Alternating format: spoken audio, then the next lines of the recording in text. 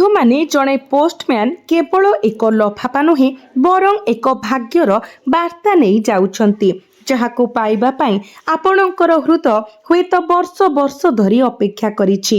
ଯଦି ଆପଣ ଏହି ନିର୍ଦ୍ଦିଷ୍ଟ ମୁହୂର୍ତ୍ତରେ ଏହି ଭିଡ଼ିଓଟି ଦେଖୁଛନ୍ତି, ତେବେ ଏହା କେବଳ ଏକ ସଂଯୋଗ ନୁହେଁ ବରଂ ଭାଗ୍ୟର ଏକ ସଂକେତ ହୋଇପାରେ।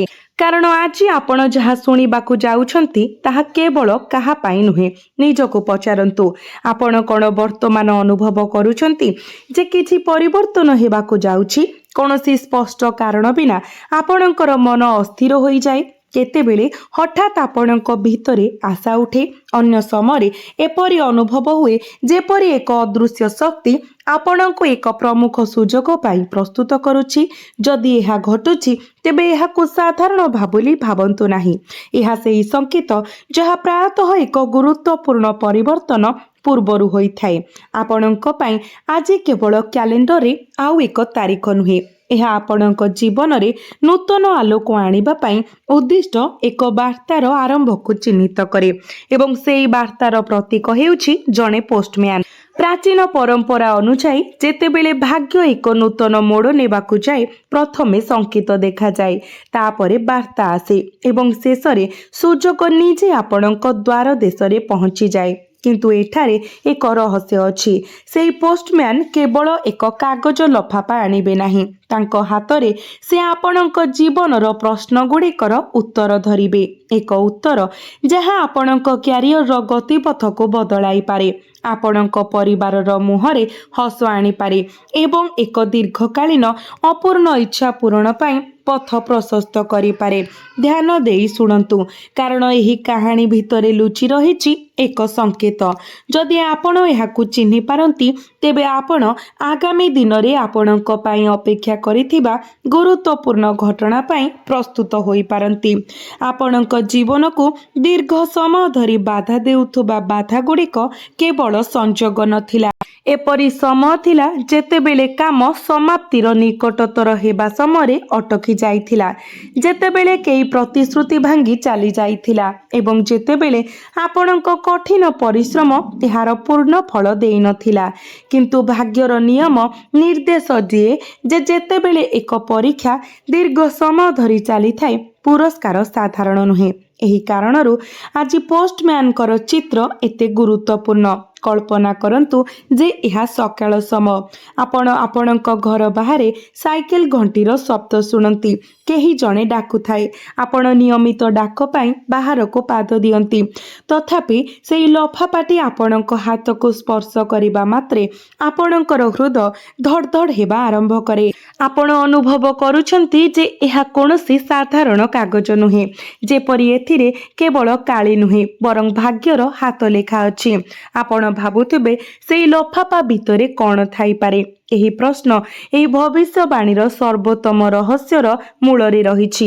କିଛି ଲୋକଙ୍କ ପାଇଁ ଏହା ଦୀର୍ଘ ପ୍ରତୀକ୍ଷିତ ଶୁଭ ଖବର ହୋଇପାରେ, ଅନ୍ୟମାନଙ୍କ ପାଇଁ ଚାକିରି କିମ୍ବା କ୍ୟାରିୟର, ଆର୍ଥିକ ଆଶ୍ୱସ୍ତି କିମ୍ବା ପରିବାରର ଆନନ୍ଦର ବାର୍ତ୍ତା ସହ ଜଡ଼ିତ ଏକ ସୁଯୋଗ ଏବଂ କିଛି ଲୋକଙ୍କ ପାଇଁ ଏହା ବର୍ଷ ବର୍ଷ ଧରି ଅପେକ୍ଷା କରିଥିବା ସମ୍ମାନର ସଂକେତ ଦେଇପାରେ। କିନ୍ତୁ ଏହା ବୁଝନ୍ତୁ, ବାର୍ତ୍ତା କେବଳ ସେମାନଙ୍କ ପାଖରେ ପହଞ୍ଚେ ଯେଉଁମାନେ ଏହାକୁ ଗ୍ରହଣ କରିବାକୁ ଅନ୍ତର୍ନିହିତ ଭାବରେ ପ୍ରସ୍ତୁତ। ତେଣୁ ଆଜି ଆପଣଙ୍କ ହୃଦୟରେ କୌଣସି ନିରାଶା ରଖନ୍ତୁ ନାହିଁ, କାରଣ ଆପଣଙ୍କ ଚାରିପାଖରେ ଶକ୍ତି ବଦଳି ଯାଉଛି। ଆପଣ ଏହାକୁ ଏପର୍ଯ୍ୟନ୍ତ ଦେଖିପାରୁନାହାନ୍ତି, କିନ୍ତୁ ପରିସ୍ଥିତି ଧୀରେ ଧୀରେ ଆପଣଙ୍କ ସପକ୍ଷରେ ଯାଉଛି। ଆପଣ କ'ଣ ଏକ ପଥ ଖୋଲିବାର ସ୍ୱପ୍ନ ଦେଖୁଛନ୍ତି? ଆପଣ କ'ଣ ଧଳା କାଗଜର ଏକ ପତ୍ର, ଏକ ପୁରୁଣା ଘର, ଏକ ସାଇକେଲ କିମ୍ବା କୌଣସି ଅଜଣା ବ୍ୟକ୍ତି ଆପଣଙ୍କୁ କିଛି ଦେଉଥିବାର ଦେଖିଛନ୍ତି? ଯଦି ହଁ, ତେବେ ଏହାକୁ ହାଲୁକା ଭାବରେ ନିଅନ୍ତୁ ନାହିଁ। ପ୍ରାୟତଃ ଏକ ପ୍ରକୃତ ଘଟଣା ଘଟିବା ପୂର୍ବରୁ ବ୍ରହ୍ମାଣ୍ଡ ପ୍ରତୀକ ମାଧ୍ୟମରେ ବାର୍ତ୍ତା ପ୍ରଦାନ କରେ। ସେଥିପାଇଁ ଆଜିର ପୋଷ୍ଟମ୍ୟାନ୍ କେବଳ ଜଣେ ବ୍ୟକ୍ତି ଭାବରେ ନୁହେଁ, ବରଂ ଆପଣଙ୍କ ଭାଗ୍ୟର ଦୂତ ଭାବରେ ଦେଖାଯାଏ। ଏବଂ ଶୁଣନ୍ତୁ, ଏହି ଭବିଷ୍ୟବାଣୀର ସବୁଠାରୁ ଆଶ୍ଚର୍ଯ୍ୟଜନକ ଅଂଶ ଆସିବାକୁ ବାକି ଅଛି। କାରଣ ଏହି ବାର୍ତ୍ତା ପ୍ରତ୍ୟେକ ରାଶିର ଆପଣଙ୍କର ରାଶିର ବ୍ୟକ୍ତିଙ୍କ ଜୀବନରେ ସମାନ ଭାବରେ ପ୍ରକାଶିତ ହେବ ନାହିଁ। କେତେ ଜଣଙ୍କ ପାଇଁ ଏହା ଧନର ଦ୍ୱାର ଖୋଲିବ, କିଛି ଲୋକଙ୍କ ପାଇଁ ପ୍ରେମ କିମ୍ବା ସମ୍ମାନର ଦ୍ୱାର ଖୋଲିବ ଏବଂ ଆଉ କିଛିଙ୍କ ପାଇଁ ଏହା ଏପରି ଏକ ଉଲ୍ଲେଖନୀୟ ସୁଯୋଗ ଆଣିବ ଯେ ଲୋକମାନେ ଆଶ୍ଚର୍ଯ୍ୟାନ୍ୱିତ ହୋଇଯିବେ ଏବଂ ପଚାରିବେ ଏତେ ବିଶାଳ ସଫଳତା କିପରି ଆସିଲା। ଯଦି ଆପଣ ବର୍ତ୍ତମାନ ଏକ ବଢ଼ୁଥିବା ବିଶ୍ୱାସ ଅନୁଭବ କରୁଛନ୍ତି ଯେ କିଛି ଭଲ ଆପଣଙ୍କ ଆଡ଼କୁ ଯାଉଛି, ତେବେ କେବଳ କମେଣ୍ଟ ବକ୍ସରେ ଜୟ ମାତାଦି ଲେଖନ୍ତୁ। କେତେକ ସମୟରେ କେବଳ ଏକ ସକାରାତ୍ମକ ଉଦ୍ଦେଶ୍ୟ ମନର ଶକ୍ତିକୁ ଏକ ନୂତନ ଦିଗରେ ନେଇପାରିବ। ବନ୍ଧୁମାନେ, ସେହି ପୋଷ୍ଟମ୍ୟାନ୍ କେବଳ ଏକ ଲଫାପା ବ୍ୟତୀତ ଅଧିକ କିଛି ଆଣି ଆସିବ। ସେ ଏକ ସଂକେତ ଆଣିବେ ଯାହାକୁ ଅଧିକାଂଶ ଲୋକ ଅଣଦେଖା କରିବେ ଏବଂ ଏହି ସଂକେତ ହିଁ ଆପଣଙ୍କ ଜୀବନରେ ଆସୁଥିବା ଶୁଭ ଖବରର ପରିମାଣ ନିର୍ଣ୍ଣୟ କରିବ। ଅନେକ ଲୋକ ଭାବିପାରନ୍ତି ଯେ ଜଣେ ପୋଷ୍ଟମ୍ୟାନ୍ କିପରି କାହାର ଭାଗ୍ୟ ପରିବର୍ତ୍ତନ କରିପାରିବେ, କିନ୍ତୁ ଆପଣଙ୍କ ରାଶିରେ ଜନ୍ମିତ ବ୍ୟକ୍ତିମାନଙ୍କ ପାଇଁ ଜୀବନର ସର୍ବୋତ୍ତମ ଖବର ପ୍ରାୟତଃ ବିନା ଧୁମଧାମରେ ଆସିଥାଏ। ଏଗୁଡ଼ିକ ନୀରବ ପାଦ ଚିହ୍ନ ସହିତ ଆସିଥାଏ, ଯେପରି ସୂର୍ଯ୍ୟୋଦୟର ପ୍ରଥମ କିରଣ, ମନ୍ଦିରର ଘଣ୍ଟିର ମୃଦୁ ଶବ୍ଦ କିମ୍ବା ଜଣେ ବୃଦ୍ଧ ପୋଷ୍ଟମ୍ୟାନଙ୍କ ସାଇକେଲ ଘଣ୍ଟିର ପରିଚିତ ଘଣ୍ଟି। ଏକ ଶବ୍ଦ ଯାହା ସାଧାରଣ ମନେ ହୁଏ କିନ୍ତୁ ଏଥର ଏକ ଅସାଧାରଣ ଲକ୍ଷଣକୁ ଲୁଚାଇ ରଖେ। ଆଜି ଆପଣଙ୍କ ଜୀବନରେ ପ୍ରବେଶ କରୁଥିବା ପରିବର୍ତ୍ତନ ଏକ ମହାନ ଘଟଣା ସହିତ ଆରମ୍ଭ ହେବ ନାହିଁ। ଏହା ଏକ ଛୋଟ ସୂଚନା ସହିତ ଆରମ୍ଭ ହେବ, ତାପରେ ଏକ ବୈଠକ ହେବ, ତାପରେ ଏକ ସୁଯୋଗ ଆସିବ। ଏପରି ଏକ ଉଲ୍ଲେଖନୀୟ ଯେ ଆପଣ ବିଶ୍ୱାସ କରିବେ ନାହିଁ ଯେ ଆପଣଙ୍କର ଦୀର୍ଘ ସମୟ ଧରି ସ୍ଥିର ରହିଥିବା ଭାଗ୍ୟ ହଠାତ୍ କିପରି ଖୋଲିଗଲା। ମନେ ରଖନ୍ତୁ, ସମସ୍ତ ଶୁଭ ଖବର ଟଙ୍କା ସହିତ ଜଡ଼ିତ ନୁହେଁ। କେତେକ ସମୟରେ ଗୋଟିଏ ଖବର ସମ୍ପୂର୍ଣ୍ଣ ପରିବାରର ଭବିଷ୍ୟତକୁ ଆକାର ଦେଇପାରେ। ଏହା ଜିନିଷଗୁଡ଼ିକୁ ପରିବର୍ତ୍ତନ କରେ। କେତେବେଳେ ଗୋଟିଏ ଚିଠି ବର୍ଷ ବର୍ଷର ଚିନ୍ତାର ଅନ୍ତ ଘଟାଇଥାଏ, କେତେବେଳେ ଏକ ଗ୍ରହଣ ଜୀବନର ସମ୍ମାନ ଆଣିଥାଏ ଏବଂ କେତେବେଳେ ଦୂରରୁ ଆସିଥିବା ଏକ ବାର୍ତ୍ତା ଭାଙ୍ଗି ଯାଇଥିବା ବିଶ୍ୱାସକୁ ପୁନର୍ବାର ଫେରାଇ ଆଣେ। ସେଥିପାଇଁ ଆଜିର ସଂକେତ ଏତେ ଗଭୀର। ଯଦି ଗତ କିଛି ମାସ ଧରି ଆପଣ ଅନୁଭବ କରିଛନ୍ତି ଯେ ଆପଣଙ୍କ କଠିନ ପରିଶ୍ରମ ଅଫଳିତ ହେଉଛି, ଲୋକମାନେ ଆପଣଙ୍କ ସମ୍ଭାବନାକୁ ଚିହ୍ନି ପାରିଲେ ନାହିଁ କିମ୍ବା ସୁଯୋଗ ଗୁଡ଼ିକ ଆପଣଙ୍କ ହାତରୁ ଖସି ଯାଉଛି, ତେବେ ଜୁଆର ଏବେ ଧୀରେ ଧୀରେ ମୋଡ଼ ନେଉଛି। ଆପଣଙ୍କ ଭାଗ୍ୟରେ ଏକ ନୂତନ ଅଧ୍ୟାୟ ଲେଖାଯାଉଛି। ତଥାପି ଏଠାରେ ଏକ ଗୁରୁତ୍ୱପୂର୍ଣ୍ଣ ବିନ୍ଦୁ ଅଛି। ଯେତେବେଳେ ସେହି ଶୁଭ ଖବର ଆପଣଙ୍କ ଜୀବନରେ ପ୍ରବେଶ କରେ, ଆପଣ ଦୁଇଟି ରାସ୍ତାର ସମ୍ମୁଖୀନ ହେବେ। ପ୍ରଥମଟି ହେଉଛି ଭୟର ପଥ, ଯେଉଁଠାରେ ଆପଣଙ୍କ ମନ ହୁଏତ ଫୁସ୍ଫୁସ୍ କରି କହିପାରେ, ହୁଏତ ଏହା ମୋ ପାଇଁ ନୁହେଁ। ଦ୍ୱିତୀୟଟି ହେଉଛି ବିଶ୍ୱାସର ପଥ, ଯେଉଁଠାରେ ଆପଣଙ୍କ ଅନ୍ତରାତ୍ମା ଘୋଷଣା କରିବ, ଏହା ସେହି ସୁଯୋଗ ଯାହା ପାଇଁ ମୁଁ ଅପେକ୍ଷା କରିଥିଲି। ଏଥର ଆପଣଙ୍କ ଅନ୍ତର ସ୍ୱରକୁ ଅଣଦେଖା କରନ୍ତୁ ନାହିଁ। ଆଜିର ଗ୍ରହ ଶକ୍ତି ବାରମ୍ବାର ସଂକେତ ଦେଉଛି ଯେ ଆପଣଙ୍କ ଆଡ଼କୁ ଆସୁଥିବା ସୁଯୋଗ କେବଳ ଆପଣଙ୍କ ବର୍ତ୍ତମାନକୁ ପରିବର୍ତ୍ତନ କରିବ ନାହିଁ, ବରଂ ଆପଣଙ୍କ ଭବିଷ୍ୟତର ଗତିପଥକୁ ମଧ୍ୟ ପରିବର୍ତ୍ତନ କରିପାରେ। ଏବେ କଳ୍ପନା କରନ୍ତୁ ଯେ ସେହି ପୋଷ୍ଟମ୍ୟାନ୍ ଆପଣଙ୍କ ଦ୍ୱାର ପାଖରେ ହସି ହସି ଠିଆ ହୋଇଛନ୍ତି, ଏକ ଲଫାପା ଧରିଛନ୍ତି। ଯେତେବେଳେ ସେ ଆପଣଙ୍କୁ ଏହା ଦିଅନ୍ତି, ସେ କୁହନ୍ତି, ଆପଣ ଏଥିପାଇଁ ବହୁତ ଦିନ ଧରି ଅପେକ୍ଷା କରିଛନ୍ତି, ନୁହେଁ କି? ସେହି ବାକ୍ୟଟି ଆପଣଙ୍କ ମନରେ ପ୍ରତିଧ୍ୱନିତ ହେବ, କାରଣ ସେହି ମୁହୂର୍ତ୍ତରେ ଆପଣ ଅନୁଭବ କରିବେ ଯେ ଏହା ସେହି ଖବର ଯାହା ପାଇଁ ଆପଣ ଅଗଣିତ ରାତି ଚିନ୍ତିତ ହୋଇ ବିତାଇଥିଲେ, ଆଗ୍ରହର ସହିତ ପ୍ରାର୍ଥନା କରିଥିଲେ ଏବଂ ବାରମ୍ବାର ଭାବୁଥିଲେ ଯେ କେବେ ଆପଣଙ୍କର ପାଳି ଆସିବ। ସେହି ମୁହୂର୍ତ୍ତ ଆଉ ଦୂର ନୁହେଁ। ଏହା ଆପଣଙ୍କ କ୍ୟାରିୟରରେ ଏକ ନୂତନ ଆରମ୍ଭର ସଂକେତ ଦିଏ। ଆପଣ ହଠାତ୍ ଏକ ଚାକିରି ଆବେଦନ କିମ୍ବା ଏକ ସୁଯୋଗ ସମ୍ପର୍କରେ ସକାରାତ୍ମକ ଖବର ପାଇପାରନ୍ତି, ଯାହା ଆପଣ ପ୍ରାୟତଃ ହାର ମାନି ନେଇଥିଲେ। ଅନ୍ୟମାନଙ୍କ ପାଇଁ ଏହା ଆର୍ଥିକ ଆଶ୍ୱସ୍ତିର ସମୟ, ହୁଏତ ଅଟକି ରହିଥିବା ପାଣ୍ଠିର ପୁନରୁଦ୍ଧାର, ଏକ ପୁରୁଣା କାରବାରର ସମାଧାନ କିମ୍ବା ଆର୍ଥିକ ଖବର ଯାହା ଆପଣଙ୍କ ମନରୁ ଏକ ଭାରି ବୋଝ ଉଠାଇଥାଏ। ଆପଣଙ୍କ ପାରିବାରିକ ଜୀବନରେ ମଧ୍ୟ ଏକ ସୁଖଦ ପରିବର୍ତ୍ତନ ଦୃଶ୍ୟମାନ ହେଉଛି। ଦୀର୍ଘ ଦିନର ଭୁଲ ବୁଝାମଣା କ୍ଷୀଣ ହେବା ଆରମ୍ଭ ହେବ। ଆପଣ ଜଣେ ପ୍ରିୟଜନଙ୍କ ଠାରୁ ଏକ ବାର୍ତ୍ତା ପାଇପାରନ୍ତି ଯାହା ଆପଣଙ୍କ ଘରର ପରିବେଶରେ ଅଧିକ ଶାନ୍ତି ଏବଂ ଖୁସି ଆଣିଥାଏ।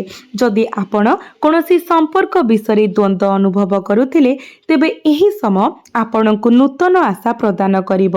ଆପଣ ପ୍ରତ୍ୟେକ ପ୍ରଶ୍ନର ଉତ୍ତର ତୁରନ୍ତ ପାଇବେ ନାହିଁ, କିନ୍ତୁ ଆପଣଙ୍କ ଭିତରେ ବିଶ୍ୱାସର ଭାବନା ନିଶ୍ଚିତ ଭାବରେ ଜାଗ୍ରତ ହେବା ଆରମ୍ଭ କରିବ।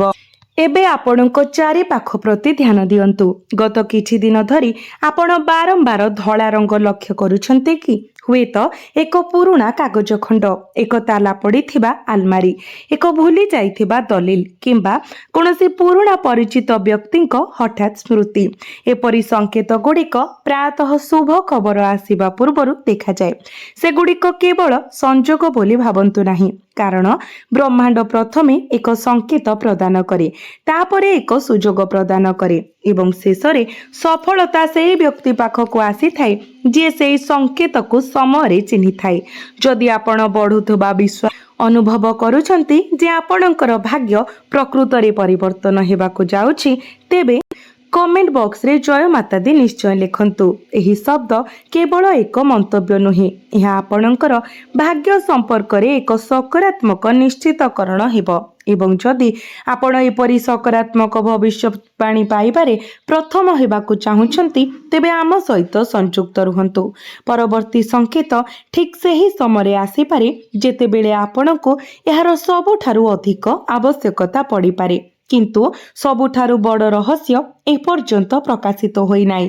ସେହି ଦୂତଙ୍କ ଦ୍ୱାରା ବହନ କରାଯାଇଥିବା ଲଫାପାଟି ଏକ ଅଦୃଶ୍ୟ ଚିହ୍ନ ଧାରଣ କରିଥାଏ। ଯଦି ଆପଣ ଏହାକୁ ଚିହ୍ନି ପାରନ୍ତି ତେବେ ଆପଣ ତୁରନ୍ତ ଆପଣଙ୍କ ପାଖକୁ ଆସୁଥିବା ଶୁଭ ଖବରର ପରିମାଣ ବୁଝିପାରିବେ। ଏହି ସମ୍ପୂର୍ଣ୍ଣ ଭବିଷ୍ୟବାଣୀର ଅର୍ଥ ଅସମ୍ପୂର୍ଣ୍ଣ ରହିବ ବୋଲି ଗୁପ୍ତ କଥା ଉନ୍ମୋଚନ କରିବାର ସମୟ ଆସିଛି। କୁହାଯାଏ ଯେ ଯେତେବେଳେ ଈଶ୍ୱର ଜଣେ ବ୍ୟକ୍ତିଙ୍କ ଜୀବନରେ ଏକ ବଡ଼ ପରିବର୍ତ୍ତନ ଆଣିବାକୁ ଚାହାନ୍ତି, ସେ ପ୍ରଥମେ ସେମାନଙ୍କର ପରୀକ୍ଷା କରନ୍ତି, ସାହସର ପରୀକ୍ଷା କରନ୍ତି। ହୁଏତ ସେଥିପାଇଁ ନିକଟ ଅତୀତରେ ଆପଣ ଅନେକ ପରିସ୍ଥିତିର ସମ୍ମୁଖୀନ ହୋଇଛନ୍ତି ଯାହା ଆପଣଙ୍କୁ ହୃଦୟରୁ ଆନ୍ଦୋଳିତ କରିଛି।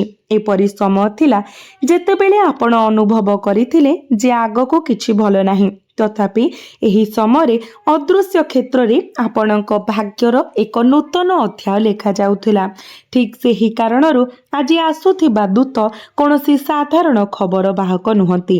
ଏହା ସୂଚିତ କରେ ଯେ ଆପଣଙ୍କ ଅପେକ୍ଷାର ସମୟ ଶେଷ ହେବାକୁ ଯାଉଛି। ଧ୍ୟାନ ଦେଇ ଶୁଣନ୍ତୁ।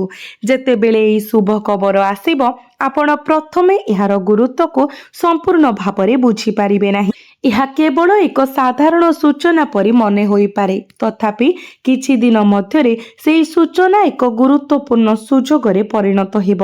ଯେ ଆପଣ ଇଚ୍ଛା କରିବେ, ଆପଣ ଶୀଘ୍ର ଅନୁଭବ କରିଥିଲେ ଯେ ଏହା ଏକ ଜୀବନ ପରିବର୍ତ୍ତନକାରୀ ମୁହୂର୍ତ୍ତ। ଏହିଠାରେ ଅଧିକାଂଶ ଲୋକ ଭୁଲ କରନ୍ତି। ସେମାନେ ଛୋଟ ଛୋଟ ସୁଯୋଗକୁ ଖାରଜ କରନ୍ତି, ସେମାନଙ୍କର ମୂଲ୍ୟକୁ କମ୍ ମନେ କରନ୍ତି। ତଥାପି ଆପଣଙ୍କର ସବୁଠାରୁ ବଡ଼ ଶକ୍ତି ହେଉଛି ଯେ ଯେତେବେଳେ ସଠିକ୍ ସମୟରେ ସଠିକ୍ ନିଷ୍ପତ୍ତି ନିଆଯାଏ, ସେତେବେଳେ ଏକ ସାଧାରଣ ସୁଯୋଗ ମଧ୍ୟ ଅସାଧାରଣ ସଫଳତାରେ ପରିଣତ ହୋଇପାରେ। ଆଜି ଆପଣଙ୍କ ପାଇଁ ଭାଗ୍ୟର ସମାନତା ସୃଷ୍ଟି ହେଉଥିବା ପରି ମନେ ହେଉଛି। ଆପଣଙ୍କ କ୍ୟାରିୟର ବିଷୟରେ ଯଦି ଆପଣ ଦୀର୍ଘ ସମୟ ଧରି ଉତ୍ତର ଅପେକ୍ଷା କରିଛନ୍ତି, ତେବେ ବାଧାଗୁଡ଼ିକ ଏବେ ଧୀରେ ଧୀରେ ଦୂର ହୋଇପାରେ। ଏକ ନୂତନ ପ୍ରସ୍ତାବ, ଏକ ଗୁରୁତ୍ୱପୂର୍ଣ୍ଣ ଡାକ, ଏକ ଡକ୍ୟୁମେଣ୍ଟ କିମ୍ବା ସୂଚନା ଆପଣଙ୍କ ଆତ୍ମବିଶ୍ୱାସକୁ ନୂତନ ଉଚ୍ଚତାକୁ ଉଠାଇପାରେ। ଆର୍ଥିକ ମାମଲାରେ ମଧ୍ୟ ଏକ ନୂତନ ଶକ୍ତି ଉଭା ହେଉଛି। ଏହା କେବଳ ଆୟ ବୃଦ୍ଧି ନୁହେଁ, ବରଂ ନିୟନ୍ତ୍ରିତ ଖର୍ଚ୍ଚ ଏବଂ ଆର୍ଥିକ ସ୍ଥିରତାର ଆରମ୍ଭକୁ ମଧ୍ୟ ସଂକେତ ଦିଏ।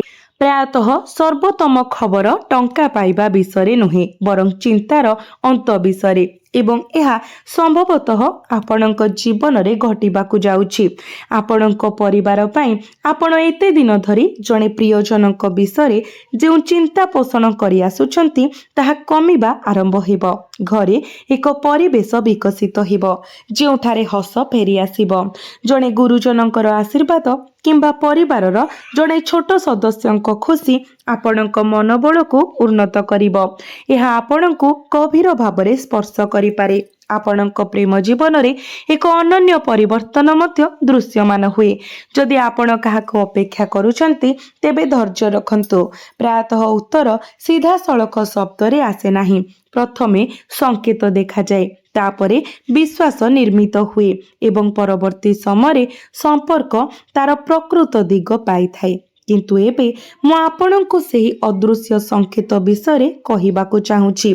जदि आगामी दिन रे आपण हठात एक पुराणा दलिल, एक भूली जाइथिबा चिठी, एक बंद लफाफा किंबा वर्ष वर्ष धरी देखि नथिबा कोनोसी वस्तु पाती, तेबे एहाकू केवल एक संजोग बोली भावंतु नाही। यह आपणको मने पकाइबार एक संकेत होई पारे जे एक पुराणा अध्याय बंद हेउछि, एक नूतन अध्याय आरंभ हेबाकू जाउछि।